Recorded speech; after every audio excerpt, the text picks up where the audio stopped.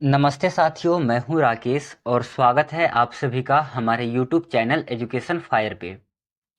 CTET से जुड़े कुछ इम्पोर्टेंट क्वेश्चंस के ऊपर हम डिस्कशन कर रहे हैं।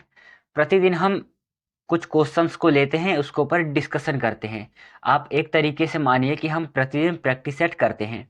और कल के सेशन में हम लोगों ने प्रैक्टिस सेट नंबर 31 के ऊपर डिस्कशन किया था और आज के इस सेशन में हम प्रैक्टिस सेट नंबर 32 के ऊपर डिस्कशन करने वाले हैं।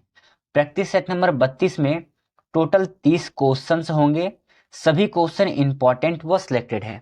ठीक है, तो इस 30 क्वेश्चंस में से आज के इस सेशन में से आपका क्या स्कोर रहता है, आप कितने क्वेश्चन को सही कर पाते हो, आप हमें अंत में कमेंट सेशन में बताना।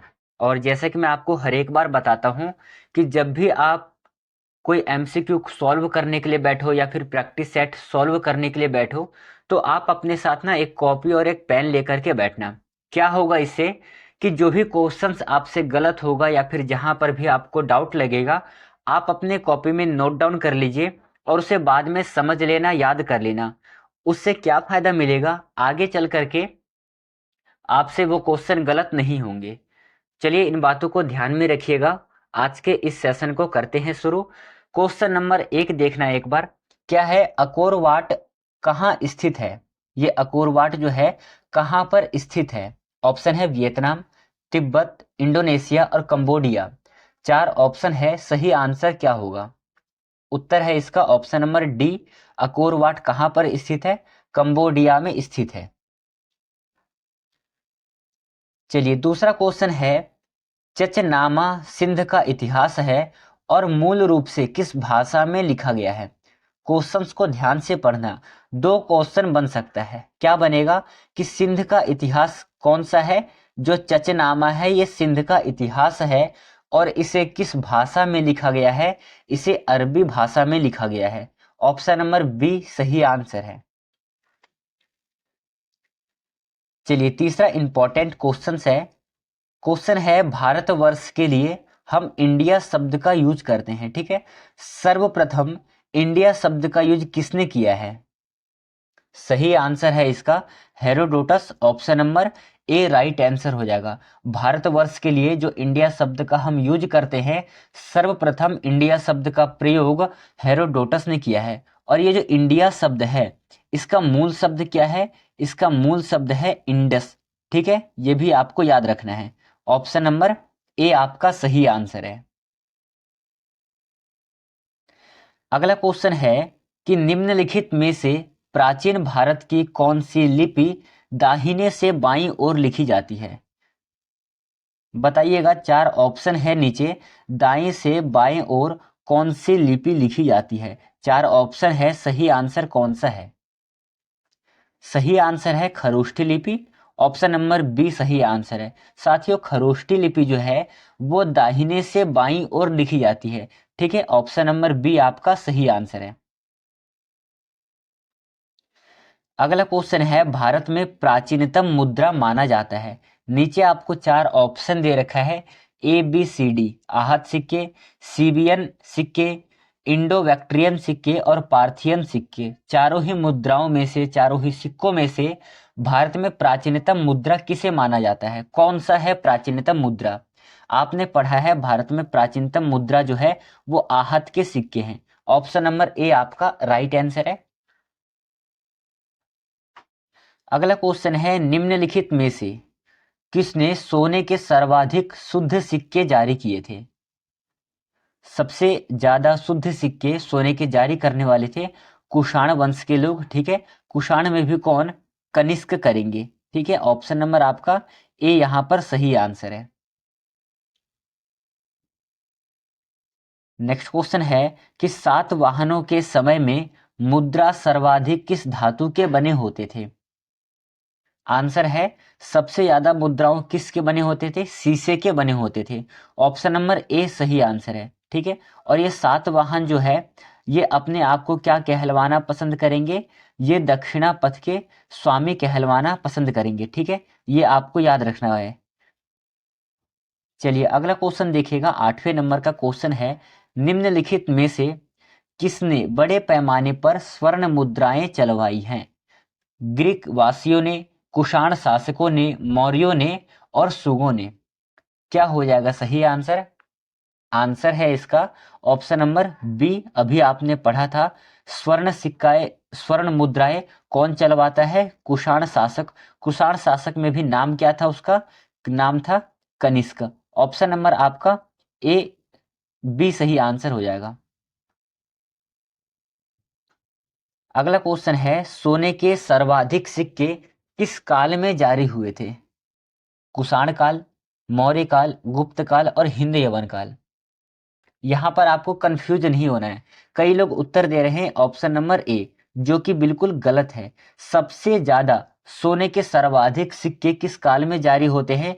गुप्त काल में होते हैं। ये आपको इंपॉर्टेंट क्वेश्चन बना सकता है ये आपके लिए। ऑप्शन नंबर सी सही है। ये थोड़ा इंपॉर्टेंट क्वेश्चन है, आप अपने कॉपी में नोट डाउन कर लेना। चलिए अगला क्वेश्चन है, निम्नलिखित में से किस स्थल से रोमन सिक्के मिले हैं?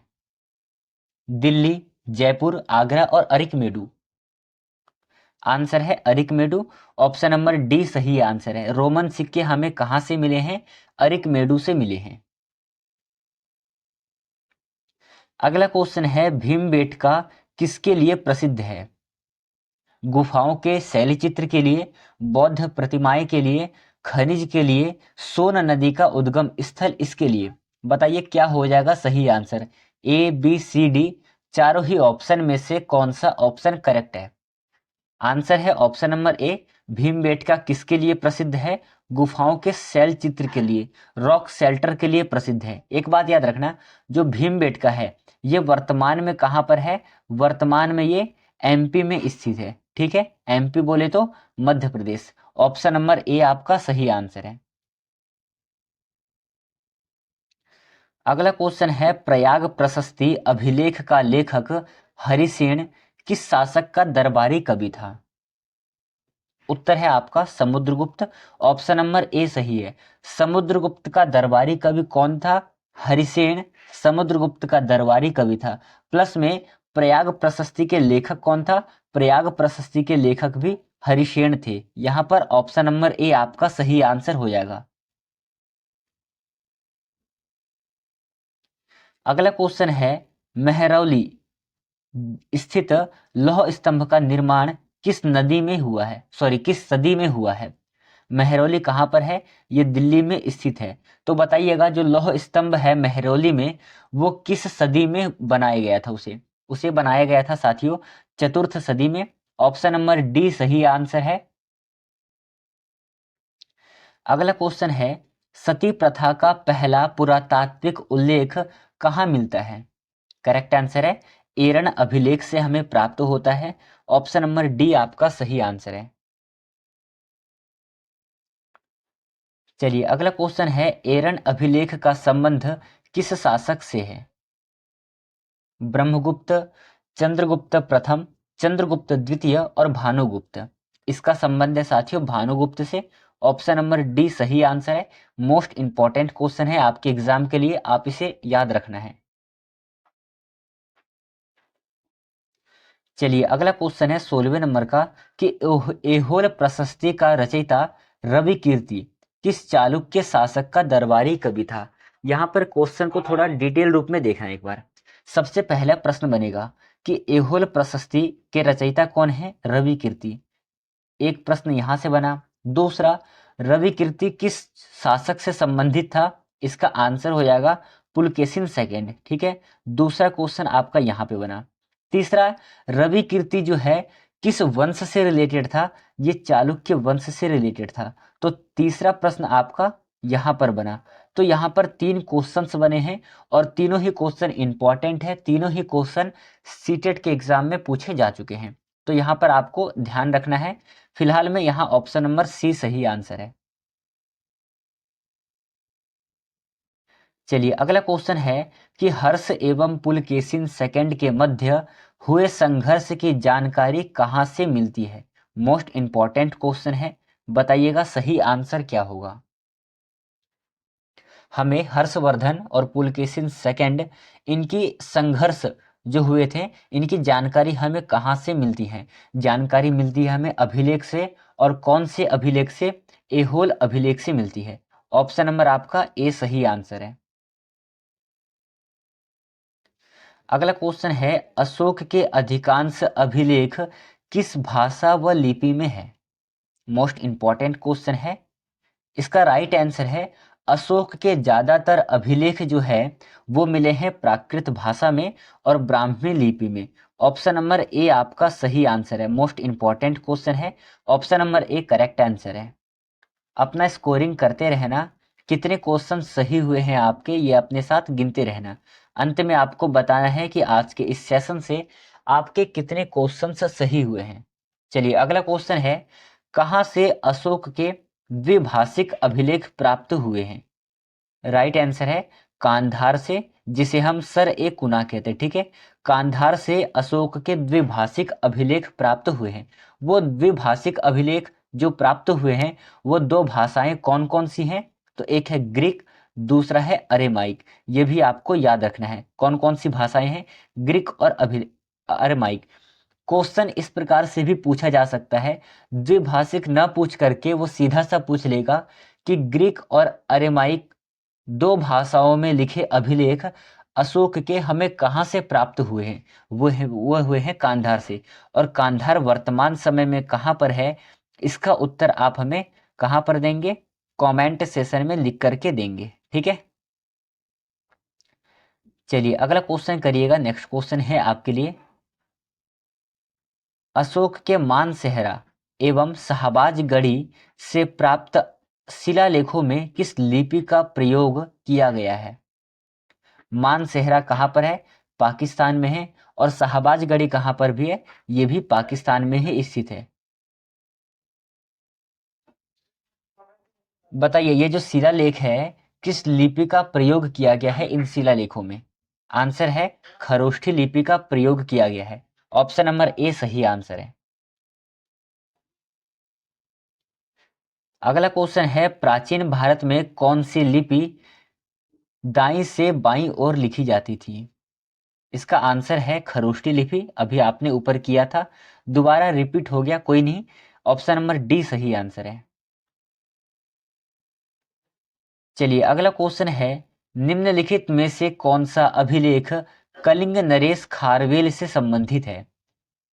हम्पी गुफा, सॉरी हाथी गुफा, जूनागढ़, नाना घाट और नासिक। चार ऑप्शन है, ए बी सी डी। चारों ही ऑप्शन में से कौन सा ऑप्शन सही है बताइएगा एक बार। आंसर है हाथी गुफा। ऑप्शन नंबर ए सही आंसर है। चलिए अगला क्वेश्चन देखते हैं। नेक्स्ट क्वेश्चन है आपके लिए, निम्नलिखित में से किस अभिलेख में चंद्रगुप्त मौर्य और अशोक दोनों का उल्लेख मिलता है? आंसर है महाक्षत्रप रुद्रदमन का जूनागढ़ अभिलेख से हमें क्या मिलता है? हमें मिलता है कि चंद्रगुप्त मौर्य और अशोक दोनों के उल्लेख हमें कहाँ पर मिलते हैं? जूनागढ़ अभिलेख से। ठीक है, एक बात याद रखना, जो ये चंद्रगुप्त मौर्य है ये मौर्य वंश के क्या है? संस्थापक है। और जो अशोक है, अशोक के कौन है? अशोक के दादा हैं। तो अशोक के पिता कौन थे? अशोक के पिता थे बिंदुसार। ये भी आपको याद रखना है। यहां पर ऑप्शन नंबर बी सही आंसर है। चलिए अगला क्वेश्चन है, समुद्रगुप्त की सैनिक उपलब्धियों का वर्णन उसके किस अभिलेख में उपलब्ध है? एरन अभिलेख में, गया अभिलेख में, नालंदा अभिलेख में और प्रयाग अभिलेख में।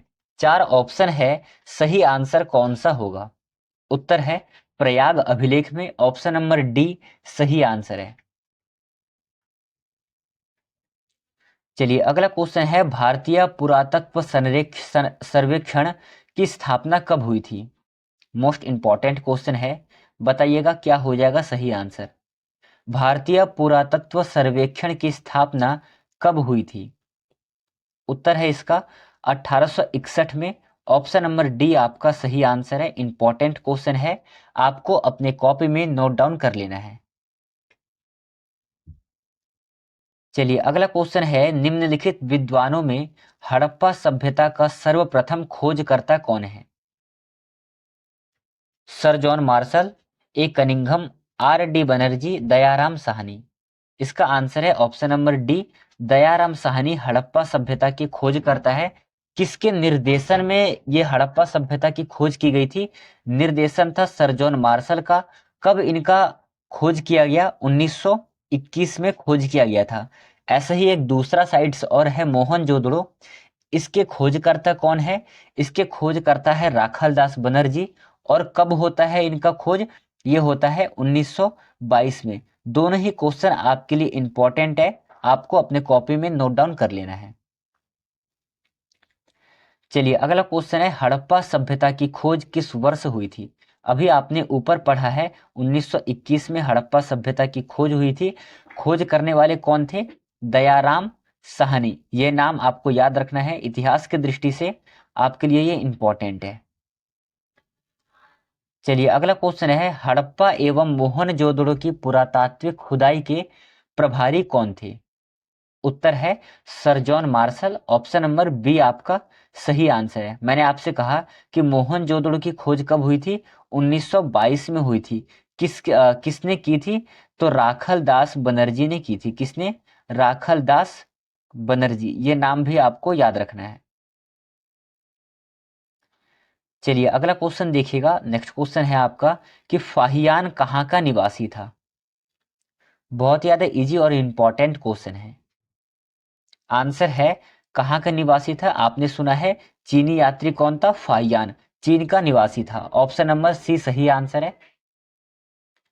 चलिए आज का अगला और अंतिम क्वेश्चन है, करते हैं क्वेश्चन को। इससे पहले जैसा कि मैंने आपसे वीडियो के प्रारंभ में कहा था, सेशन के शुरू होने से पहले मैंने कहा था कि आज के इस सेशन में 30 क्वेश्चन होने वाले हैं। इन 30 क्वेश्चन में से आज के आपका क्या स्कोर रहता है इस सेशन से, आप हमें कमेंट बॉक्स में लिख करके बताएंगे और अपना नाम भी मेंशन करेंगे कि आपके इन 3 क्वेश्चन में से, इस 30 क्वेश्चन में से कितने क्वेश्चन सही हुए हैं। चलिए क्वेश्चन है, फाहियान किसके शासन काल में भारत आया था? उत्तर है चंद्रगुप्त सेकंड के शासन काल में फाहियान चीन से भारत आते हैं। ऑप्शन नंबर डी सही है। ठीक है, तो चलिए आज के इस सेशन को हम यहीं पे समाप्त करते हैं। बाकी बात जो हमारा कल का सेशन होगा, कल के सेशन में हम प्रैक्टिस सेट नंबर 33 के ऊपर डिस्कशन करेंगे। ठीक है, प्रैक्टिस सेट नंबर 33 के ऊपर डिस्कशन करेंगे। इसमें भी सभी क्वेश्चन इंपॉर्टेंट रहेंगे, आपको ध्यान से देखना है। फिलहाल में बताइएगा आज का जो सेशन था 32, इसमें से आपने कितने क्वेश्चन को सही किया है, इसका जवाब आप हमें कमेंट बॉक्स में लिख करके देंगे। और ये क्लास आपको कैसा लगा, इसका भी रिस्पॉन्स आप हमें कमेंट बॉक्स में लिख करके बताएंगे। ठीक है, चलिए इन बातों को ध्यान में रखिएगा, पढ़ते रहिए। पेपर आपके लिए बहुत ही ज़्यादा नज़दीक आ चुका है। 15 दिसंबर को पेपर है। फिलहाल में अभी सीटी दे दिया है कि कहाँ पर किसका सीटी पड़ेगा, तो एक बार चेक कर लेना आप। बाकी बात मिलेंगे कल के वीडियो में। तब तक के लिए धन्यवाद। जय हिंद साथियों, अपना ध्यान रखना।